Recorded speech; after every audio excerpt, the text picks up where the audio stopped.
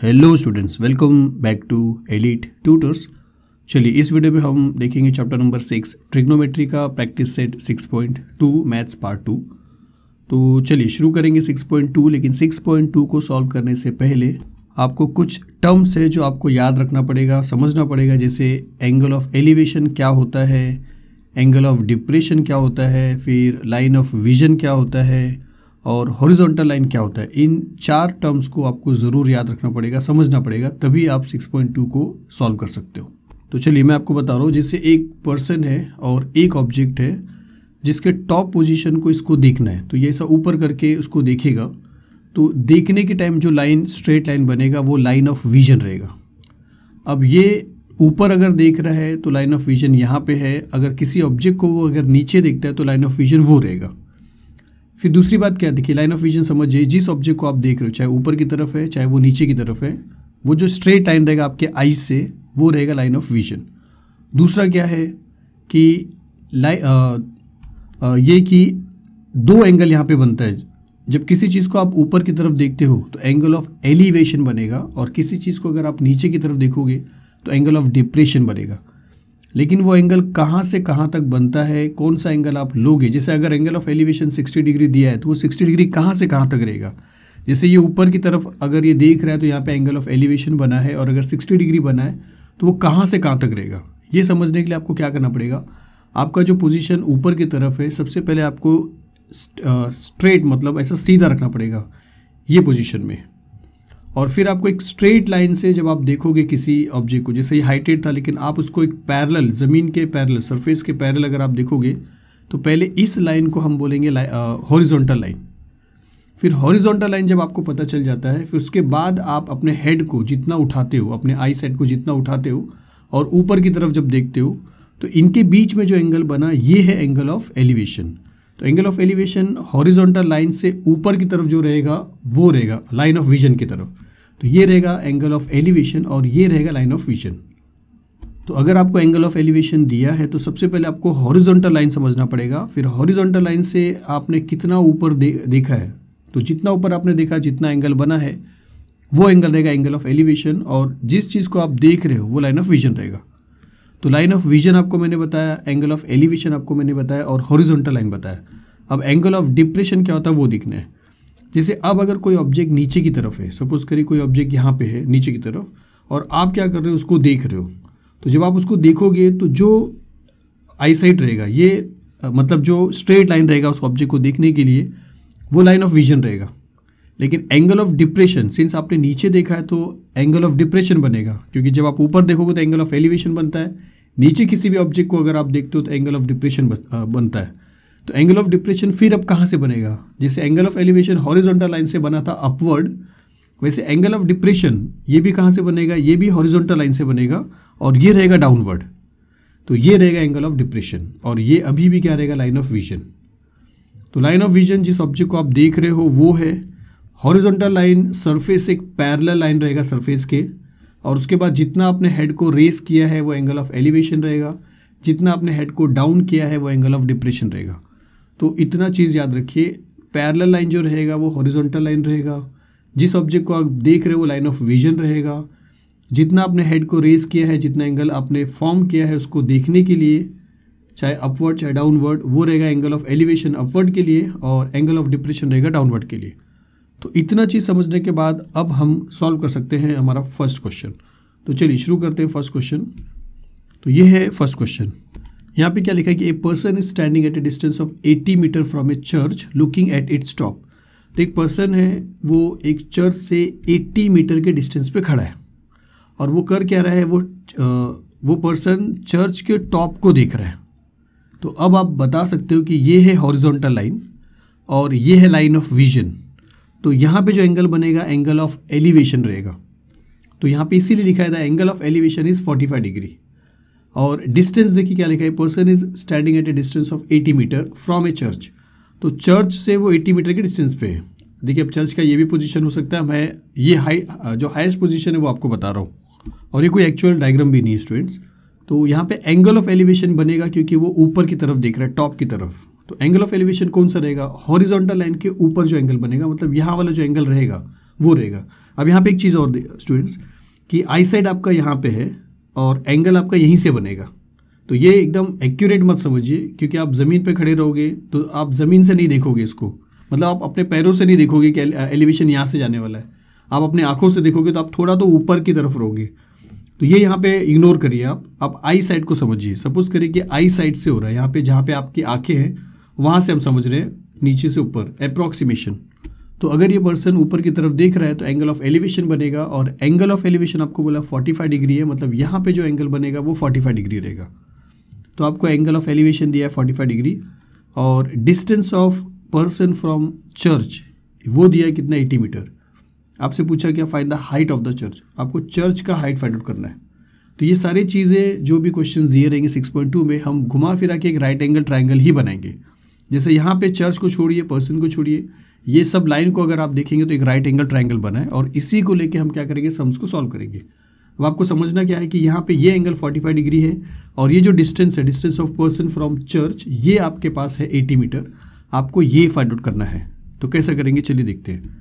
तो सबसे पहले आपके पास राइट एंगल ट्राइंगल है, हम क्या करते हैं, उसका नाम ले लेते हैं, यहाँ लिख देते हैं ए, बी और सी, जिसमें से आप अब समझिए कि ए बी जो रहेगा वो चर्च का हाइट है, और बी सी जो है वो है distance of person from church, और ए सी जो है लाइन ऑफ विजन है। अब इसमें क्या क्या चीज़ आपको दिया है वो आपको बताना पड़ेगा यहाँ पे, और किसको हम क्या समझ रहे हैं वो भी हमको यहाँ पे बताना पड़ेगा।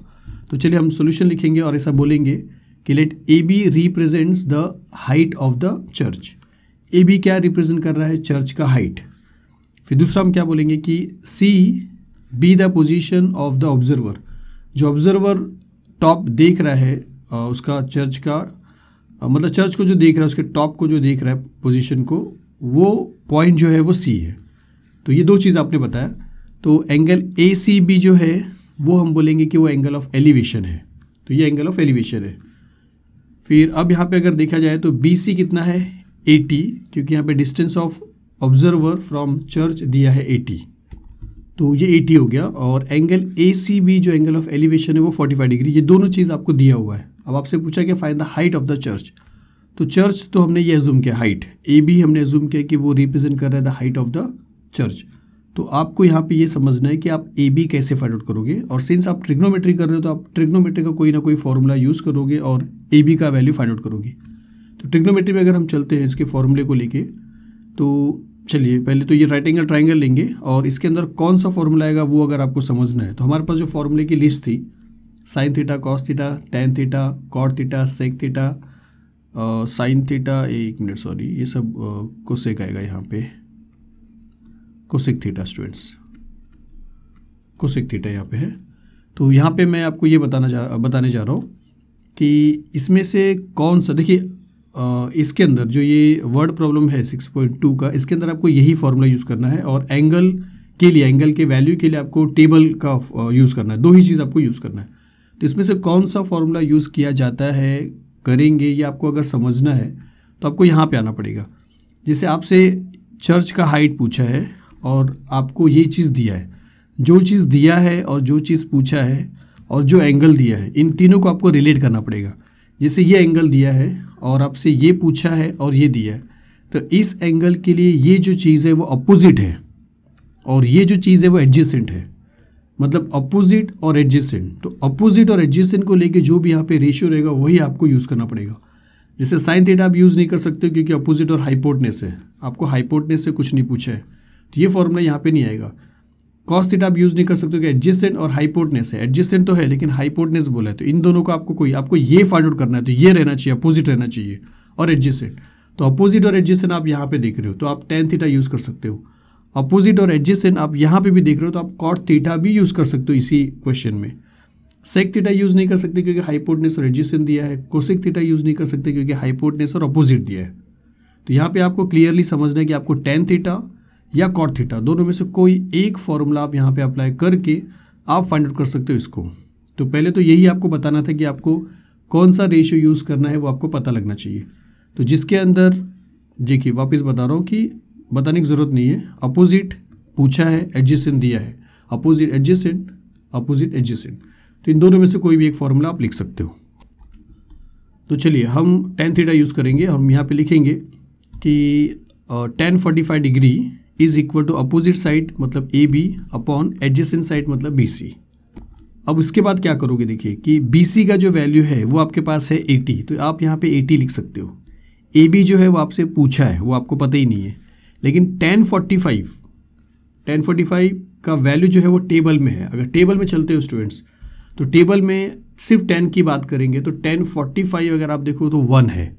इसका मतलब है इसके प्लेस पे हम 1 लिख सकते हैं। तो हम क्या करेंगे, यहाँ पे इसके प्लेस पे लिखेंगे 1 which is equal to A B के जगह पे ए बी रहेगा अपॉन बी सी के प्लेस पे क्या आ जाएगा 80, तो यहाँ पे आएगा 80। अब क्रॉस मल्टीप्लिकेशन करते हैं तो 80 1 जा 80 हो जाएगा और ए बी 1 जा ए बी, ऐसा समझिए 80 को वहाँ पे भेजा तो मल्टीप्लाई हो जाएगा, तो A B which is equal to 80 हो जाएगा। तो अगर A B which is equal to 80 मिला है, इसका मतलब है कि ए बी आपको मिल चुका है, मतलब ये आपको मिल गया 80। और अगर ये 80 मिला है मतलब आपको चर्च का हाइट मिल गया है। इसका मतलब है कि अगर 45 डिग्री एंगल ऑफ एलिवेशन बनता है तो जितने डिस्टेंस पे आप खड़े रहोगे उतना ही उसका हाइट भी रहेगा। तो 80 मीटर आपको मिल गया हाइट ऑफ द चर्च। तो आपसे वही पूछा था, तो लास्ट में आपको क्या करना है, बस आंसर में लिखना है कि the height of the church is 80 metre. Simple था। चलिए इसके बाद जो सेकंड क्वेश्चन है वो देख लेते हैं। 2 क्वेश्चन इस वीडियो में करने वाले हैं। सेकंड क्वेश्चन क्या लिखा है, तो क्या लिखा देखिए क्वेश्चन कि from the top of A light house, तो एक लाइट हाउस है और इसके टॉप से an observer looking at A ship, एक ऑब्जर्वर क्या कर रहा है, कोई यहाँ पे देखने वाला है, वो एक शिप को देख रहा है जो नीचे है, makes an angle of depression 60 degree. तो आपको मैंने बताया था कि कोई चीज़ अगर आप नीचे की तरफ देखोगे तो एंगल ऑफ डिप्रेशन बनेगा, तो यहाँ पे भी एंगल ऑफ डिप्रेशन बन रहा है और कितना बन रहा है 60 डिग्री। मतलब अगर एक ऑब्जर्वर है यहाँ पे और वो इसको देख रहा है तो यहाँ पे एंगल ऑफ डिप्रेशन बना कितना 60 डिग्री। फिर आपको समझना है कि एंगल ऑफ डिप्रेशन बोलेंगे किसको, यहाँ वाले एंगल को बोलेंगे, कहाँ वाले एंगल को बोलेंगे। तो मैंने आपको बताया था कि सबसे पहले जहाँ पे ऑब्जर्वर है उस ऑब्जर्वर को क्या करना पड़ेगा, एक स्ट्रेट लाइन देखना पड़ेगा, और वो जो स्ट्रेट लाइन देखेगा, स्ट्रेट लाइन वो हॉरिजॉन्टल लाइन रहेगा। फिर हॉरिजॉन्टल लाइन के बाद जो उसने नीचे देखा है उस एंगल को हम बोलेंगे एंगल ऑफ डिप्रेशन। और यहाँ पे ये जो एंगल है ये आपको 60 डिग्री दिया, ये वाला एंगल। फिर आपसे क्या बोला कि if the height of the lighthouse is 90 metre. अभी जो लाइट हाउस है इसका अगर हाइट ये 90 मीटर है, then find how far the ship is from the lighthouse. तो आपको क्या बताना है कि ये जो शिप है, how far, then find how far the ship is from the lighthouse. तो ये जो शिप है ये लाइट हाउस से कितने डिस्टेंस पे है, मतलब ये डिस्टेंस आपको फाइंड आउट करना है। शिप जो है लाइट हाउस से कितने डिस्टेंस पे है ये आपको फाइंड आउट करना है। तो यहाँ पे फिर से आपको बता रहा हूँ कि आपको राइट एंगल ट्राइंगल ही देखना है। जैसे यहाँ पे राइट एंगल ट्राइंगल बन चुका है, जो अगर आप देखोगे तो इस तरीके से है। अब इसमें क्या क्या है हमारे पास, एक तो लाइट हाउस और वाटर का जो सरफेस रहेगा उसके बीच में जो एंगल फॉर्म होगा वो आप 90 डिग्री समझोगे, मतलब ये 90 डिग्री है, तो ये राइट एंगल ट्राइंगल हो चुका है। अब उसके बाद ये जो चीज़ है इसको आप समझोगे लाइट हाउस का हाइट जो आपको 90 दिया है, तो ये आपके पास है 90। फिर एंगल ऑफ डिप्रेशन आपको दिया है 60 डिग्री, लेकिन आप देख रहे हो यहाँ पे इस डायग्राम में कि एंगल ऑफ डिप्रेशन जो है वो इस डायग्राम के बाहर है, यहाँ पे कहीं पे, तो वो 60 है, जबकि आपके पास जो राइट एंगल ट्राइंगल बन रहा है उसके अंदर आपके पास एंगल नहीं है। तो यहाँ पे आपको क्या समझना है कि ये जो लाइन है और ये जो लाइन है, ये लाइन को आपको पैरेलल समझना है, और ये जो है इसको आपको ट्रांसवर्सल समझना है। जो आपने लोअर सेंटर में देखा था कि जब 2 लाइन पैरेलल होता है और एक ट्रांसवर्सल होता है तो यहाँ वाला एंगल और यहाँ वाला एंगल इक्वल होता है।